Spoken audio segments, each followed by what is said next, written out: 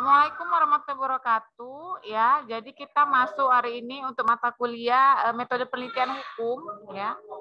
Karena udah UTS, udah tugas juga, dan kita tinggal berapa kali pertemuan lagi ya?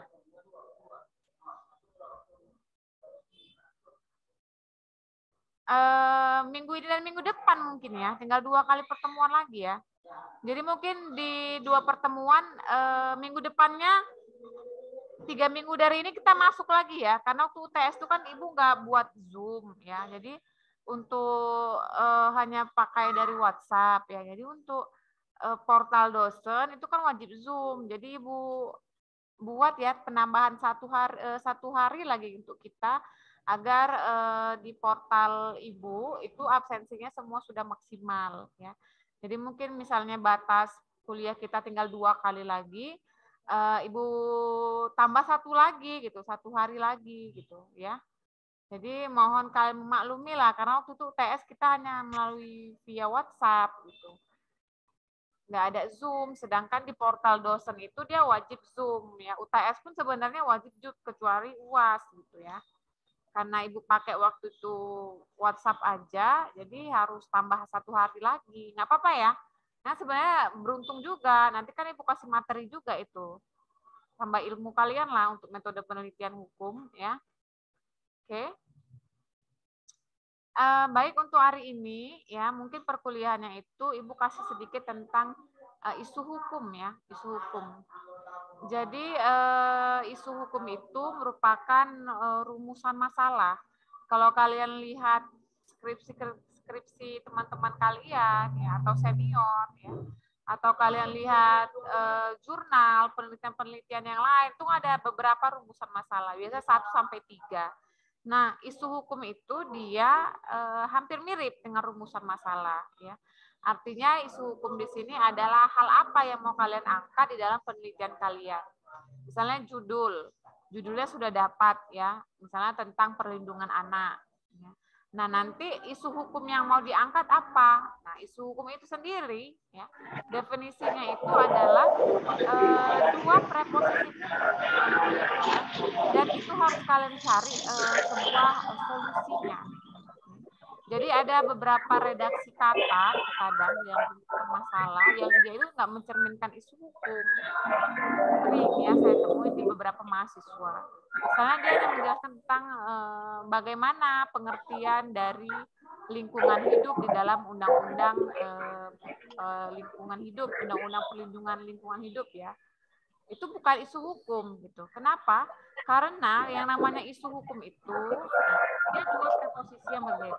Jadi kalau kalian kita buat redaksinya itu bagaimana definisi lingkungan hidup berdasarkan undang-undang lingkungan hidup, itu namanya hanya sekedar sebuah informasi atau sebuah informasi, bukan namanya isu hukum. Kalau dia isu hukum, dia itu ada 2 preposisi yang berbeda. Misalnya bagaimana ya, filosofi dari konsep lingkungan hidup pada undang-undang KLHI ya, undang-undang lingkungan hidup tersebut gitu. Jadi konsep filosofi dengan definisi dari lingkungan hidup itulah dia 2 preposisi yang berbeda.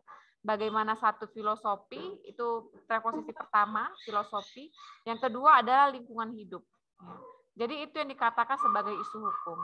Jadi kalau kita hanya buat redaksi pada bagaimana definisi atau bagaimana konsep legalitas, misalnya dalam KUHP, itu bukan yang namanya isu hukum. Itu hanya sekedar informasi atau sebuah pertanyaan biasa. Namanya isu hukum dia harus ada 2 preposisi yang berbeda, tetapi dia harus dicari sebuah solusi. Jadi kalau misalnya kita main di asas legalitas, ya kita bisa buat bagaimana konsep asas legalitas ini, ya di dalam menjatuhkan hukuman mati misalnya terhadap terorisme, tindak pidana terorisme. Jadi asas legalitasnya 1 dan undang terorismenya itu 2. Nah, jadi itu jadi isu hukum. Bagaimana asas legalitas dan bagaimana tindak pidana terorisme. Jadi bagaimana konsep asas legalitas ini masuk ke dalam undang-undang tindak pidana terorisme. Itu ya. Jadi hati-hati nanti dalam menentukan rumusan masalah. Banyak mahasiswa yang seperti itu, dia hanya buat bagaimana konsep ini berdasarkan ini. Itu bukan isu hukum. Tetapi kalau isu hukum dia harus ada dua preposisi yang berbeda dan perbedaan itu harus kita carikan solusinya. Sampai sini paham? Bingung ya? Paham, Bu. Jadi memang untuk bisa menemukan isu hukum, ya kita harus banyak membaca, ya banyak membaca dan juga harus banyak mendengarkan gitu. Seperti saya juga waktu mencari judul skripsi, ya kemudian juga menentukan rumusan masalah di skripsi saya, itu harus bolak-balik tanya ke doping, bolak-balik harus konsultasi ke teman, dan sering-sering baca hukum online atau majalah-majalah hukum dulu. Kenapa? Karena kalau kita udah buat rumusan masalahnya itu salah redaksi saja, itu salah substansinya. Itu bukan mencerminkan isu hukum. Makanya kalau kalian mau membuat judul skripsi, rumusan masalah itu harus memang sering berkonsultasi dengan dosen pembimbing khususnya ya, dan juga harus banyak berkomunikasi dengan teman-teman ya yang kuliah juga di Fakultas Hukum. Dan juga banyak membaca rubrik-rubrik tentang hukum. Jadi Sally Arnita itu ya. Jadi memang untuk isu hukum itu benar-benar harus dipilih redaksi yang tepat dan juga memilih preposisi apa yang mau diangkat. Ingat, yang penting poinnya itu hanya ada dua aja. Dua preposisi hukum yang berbeda. Ya, jadi jangan hanya menjelaskan sebuah ini berdasarkan ini gitu ya. Tidak membuat sebuah dua preposisi yang berbeda gitu. Oke, paham sampai sini ya? Siapa yang paham? Coba tunjuk tangan. Yang bingung siapa? Coba tunjuk tangan. Oke, Ibu ulangi lagi ya, sekali lagi ya. Jadi isu hukum ya, isu hukum itu kan dia mirip dengan rumusan masalah. Ada rumusan masalah 1, itu nanti pembahasan kalian di bab 2 skripsi. Rumusan masalah 2, dia di bab 3. Rumusan masalah 4 itulah di bab akhir ya, di bab 2, bab 3 di bab 4. Rumusan masalah 3 di bab 4. Nah, rumusan masalah itu dia harus mencerminkan isu hukum. Isu hukum itu dia adalah dua preposisi hukum yang berbeda yang harus kalian satukan dengan mencarikan solusinya. Solusinya itulah penjabaran di dalam isi bab. Ya. Jadi kalau seperti Ibu katakan tadi salah dalam memilih isu hukum, ya itu dia hanya membuat bagaimana definisi daripada lingkungan hidup berdasarkan undang-undang LKHI. Nah, itu salah, itu bukan isu hukum. Karena dia mencantumkan bagaimana definisi lingkungan hidup itu cukup membaca saja. Kalau dia rumusan masalah, ya dia harus mencerminkan dua preposisi. Bisa dia angkat tentang bagaimana filosofi, misalnya lingkungan hidup itu berdasarkan undang-undang LKHI. Jadi filosofinya satu, yang kedua itu adalah undang-undang LKHI-nya, gitu. Paham ya? Nah, bisa juga nanti seperti yang asas legalitas tadi kan. Bagaimana asas legalitas di dalam undang-undang tindak pidana terorisme? Itu hukum. Yang pertama, preposisinya asas legalitas. Yang kedua itu adalah tentang undang-undang atau tentang tindak pidana terorisme. Ya. Nah, itu dia yang namanya isu hukum. Dan itu dia sebuah sampel rumusan masalah yang baik dan benar. Jangan hanya menjelaskan tentang definisi, tentang konsep, ya, tentang hanya hal-hal yang bisa dibaca secara buku saja, tetapi harus cari dua preposisi yang berbeda dan dia harus bisa kita satukan dengan sebuah solusi. Itu dia namanya rumusan masalah yang benar dan itulah dia yang namanya isu hukum. Paham ya sampai sini ya? Ya, kalian paham kan lah ya. Mungkin karena belum pernah menulis skripsi ya. Iya, Bu, jadi masih paham. bingung. Makanya mulai sekarang tuh udah dilirik-lirik ya, skripsi senior, skripsi teman. Lirik-lirik contohnya gimana gitu.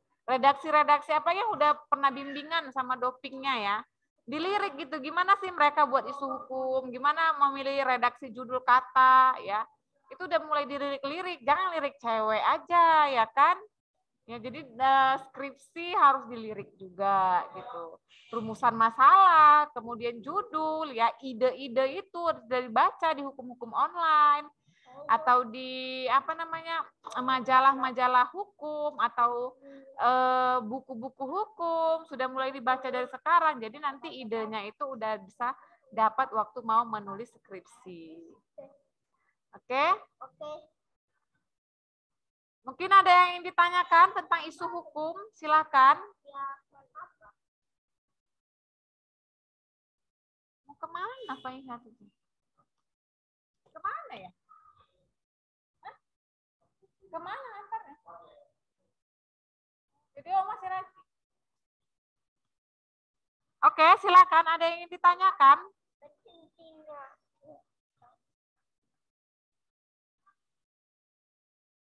Suara Ibu samar-samar ya? Ribut ya? Terdengar ya?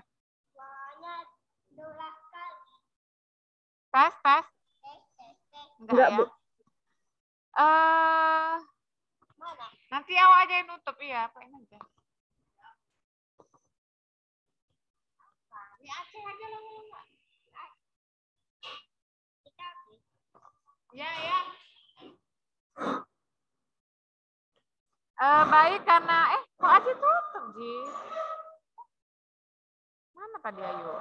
Baik karena tidak ada yang ditanyakan ya, Ibu padakan mungkin ya perkuliahan kita. Kalau memang ada yang ingin ditanyakan tentang isu hukum atau tentang materi-materi sebelumnya yang sudah Ibu ajarkan, itu boleh japri Ibu atau boleh dibuat di WhatsApp grup. Ya Insya Allah akan Ibu jawab ya. Jadi jangan disia-siakan ya, kalau dosennya itu mau membagi ilmu ya kalian boleh bertanya seperti itu ya. Boleh japri, boleh juga nanti ditanyakan di WhatsApp grup ya. Oke? Terkait dengan materi-materi untuk metode penelitian hukum yang Ibu ajarkan. Paham ya? Oke, baik. Ibu padakan untuk perkuliahan kita hari ini tentang isu hukum. Minggu depan kita masih Zoom ya, dengan materi mungkin format penulisan. Ya, jadi Ibu akan ajarkan minggu depan itu sedikit tentang bagaimana format penulisan, mungkin penulisan skripsi ya. Kalau jurnal kan mungkin jarang kalian buat, kalau skripsi kan pasti ya kan. Jadi minggu depan Ibu akan ajarkan tentang beberapa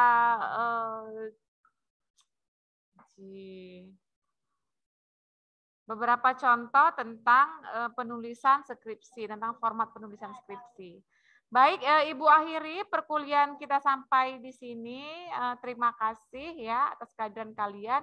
Jumpa lagi Sabtu depan di jam 5:30 ya dengan judul materi kita tentang format penulisan skripsi. Oke?